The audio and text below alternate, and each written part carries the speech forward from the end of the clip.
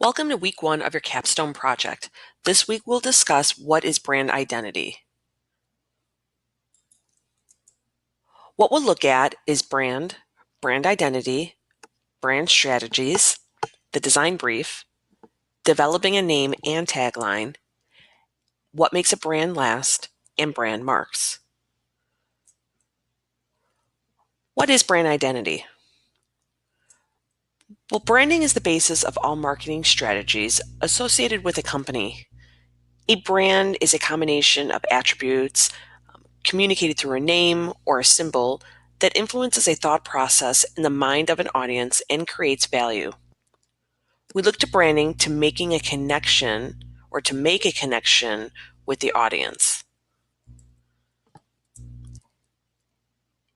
In other words, the value of the brand resides in our reaction to that brand. What do we associate it with? What were our experiences with that brand?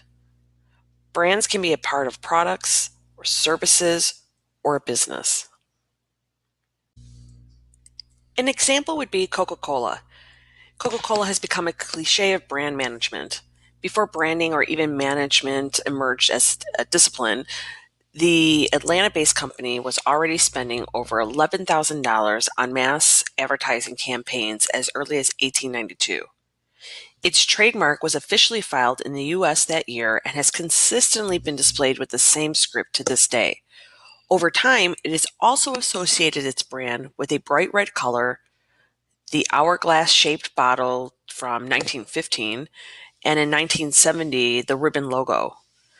Together, these aspects contribute to differentiating Coke from rivals such as Pepsi-Cola, which has applied a competitive pressure since 1898. Something to remember about brands. The brand is meant to separate the company, product, or service from its competitors. The goal is to become something that people will recognize even if they've never purchased their products. The goal is to create loyalty with the customer. If your business sells products that are often bought on impulse, a customer will recognize your brand, or a customer recognizing your brand could mean the difference between no sale and a sale. Even if the customer was not aware that you sell a particular product, if they trust your brand, they are likely to trust you with unfamiliar products. If a customer is happy with your product or services, a brand helps to build customer loyalty across your business. When designing a brand, it's important that it evokes a quality, a certain customer experience, and a sense of reliability for either the product or the service. Types of branding.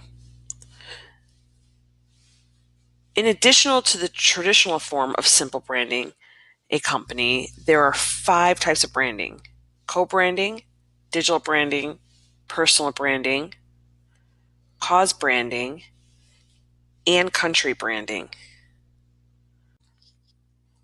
Co-branding is when 2 or more companies combine to create a partnership to generate sales.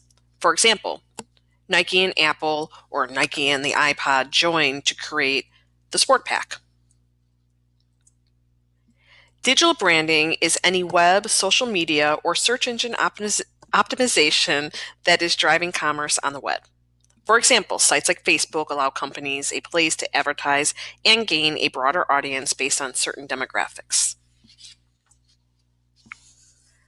With personal branding, it is up to the individual to build the reputation and audience perception. By branding yourself effectively, you will establish yourself as an expert in your field, build a solid reputation within your industry, increase your notoriety, and improve your perceived value in the marketplace.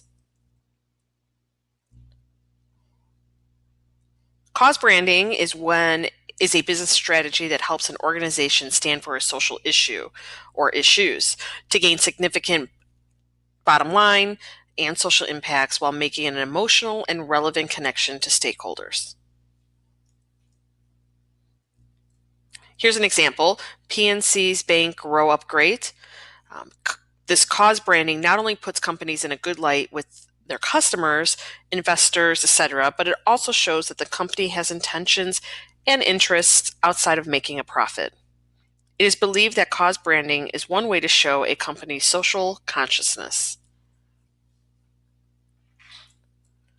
Country branding is when a country uses marketing techniques to attract visitors and businesses. For example, this ad for Greece.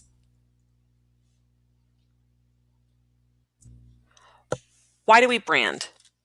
We brand when we have a new product, the company name changes, to revitalize a brand, to revitalize a brand identity, to create an integrated system, and when two or more companies merge. Developing a brand strategy. This can be one of the most difficult steps in the marketing plan process. It's often the element that causes most businesses the biggest challenge, but it's a vital step in creating the company identity. Your brand identity will be repeatedly communicated in multiple ways with frequency and consistency throughout the life of your business. Now we're going to talk about the design brief. What is the purpose of the design brief? The design brief guides both you and your client to an effective outcome. There may be points when you and your client disagree. The design brief helps you stay focused and remember the original goals of the design. Regardless, the design brief may change after the design process begins, and this is okay. The design brief is a work in progress.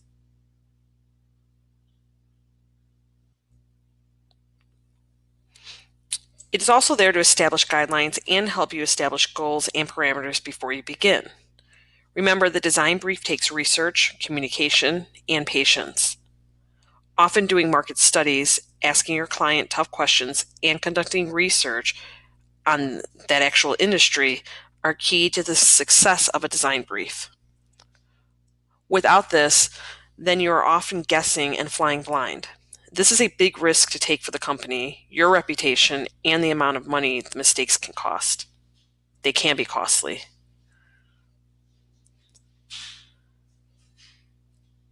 Defining your brand is what all other companies will be based on. What products or services will you offer? What are the core values of the company and the products? What is the mission of the company? What does the company specialize in? Who is the target audience of the company? And what is the message of the company?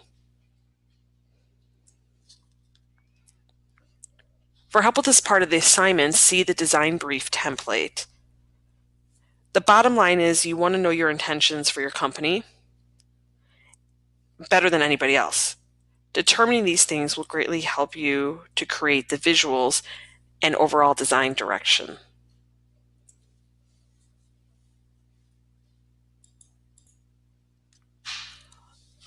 The target audience is often the most crucial part of your brand strategy. When developing your target audience, you want to be 100% honest. For example, if you're targeting 12 to 15-year-old African American urban youth, that is okay. It is the truth and will help best market the product, service, or company.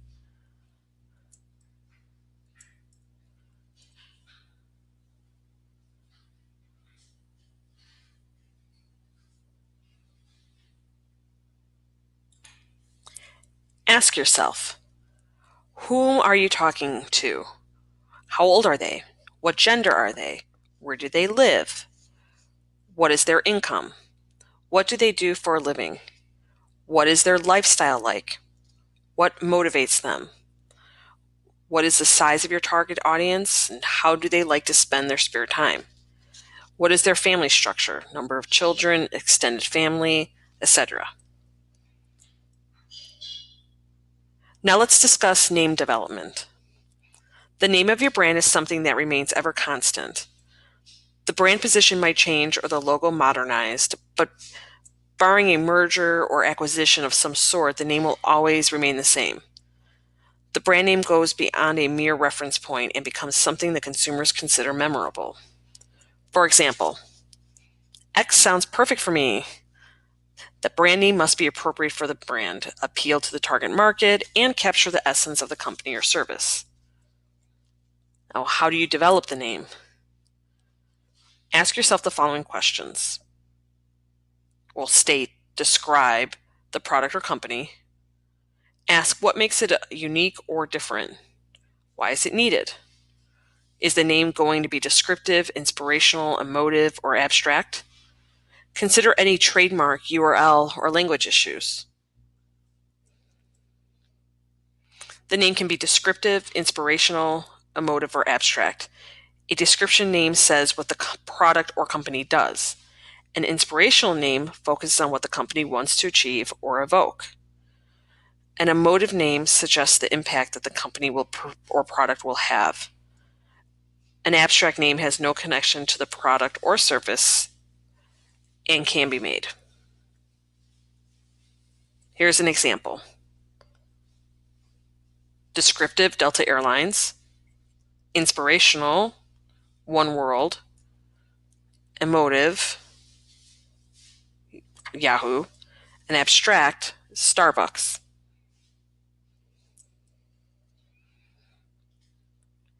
Taglines are what draw consumers or audiences in. They influence the audience and create an emotional response. A well-designed tagline can be stated without the brand and still recognized. For example, can you guess the following?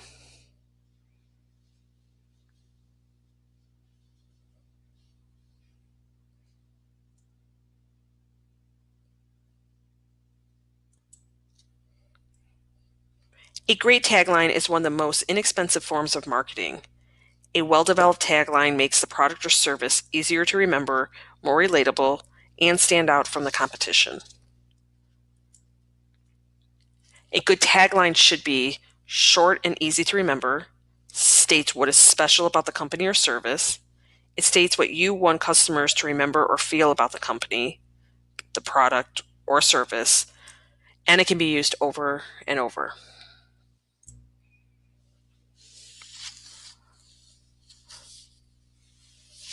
The key to making any great brand is longevity, or the key to branding is longevity. This requires a delicate balance of remaining true to the sacred promise while reinventing the product and messaging to address customers' ever-evolving needs. To be successful, the brand must have a superior product or service, a clear core value with a point of difference, and be built around emotion.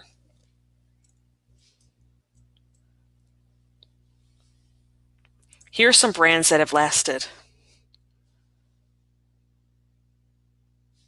Johnson & Johnson was founded in 1886, and the present logo was created in the 1920s. The IBM logo was created in 1956 and has had very little changes over the decades, and the current logo you see here was done in 1972.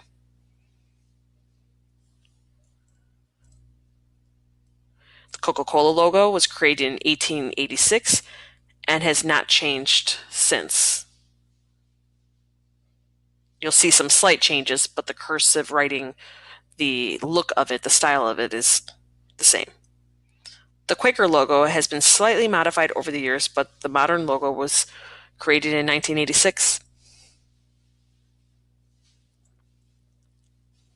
There's 5 basic types of brand marks: word marks, letter forms, emblems, pictorial marks, abstract or symbolic marks.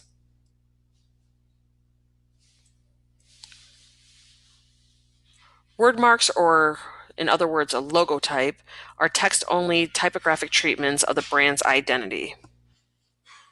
Example, Google, Motorola, and IKEA. Letter forms are when one or more letter forms are used to create unique icons representing the company, the product, or the service.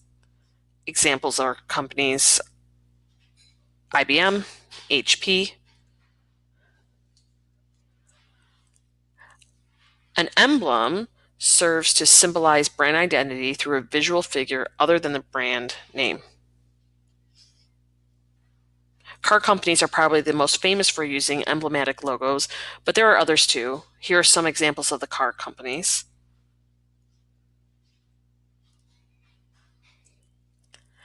Pictorial marks are when a company uses simplified visuals that are often stylized, has direct relationship to the meaning of the company name, like these examples here: Apple, Polo, Girl Scouts.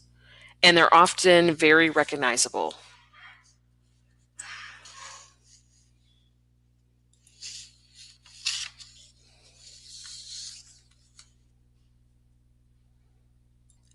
Abstract or symbolic marks use a symbol that conveys the idea or strategies of a company.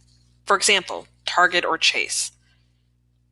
It is up to the designer to determine the best approach to the brand identity based on the company's brand.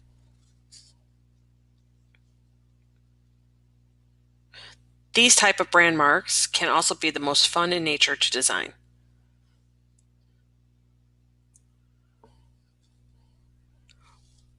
Visual recognition. We become aware of brands through visual recognition of color, shape, and style. This allows us to associate with that brand and information about the company's identity. The American alphabet demonstrates that we can recognize consumer brands based on limited visual information. Using characters can sometimes be created by companies to embody a value or attribute of a company. They are often used in ad campaigns and as mascots for the company. They become a valued part of pop culture by children and consumers. However, these characters are secondary to the invention of the company's identity. They are valuable in reinforcing an already established brand strategy.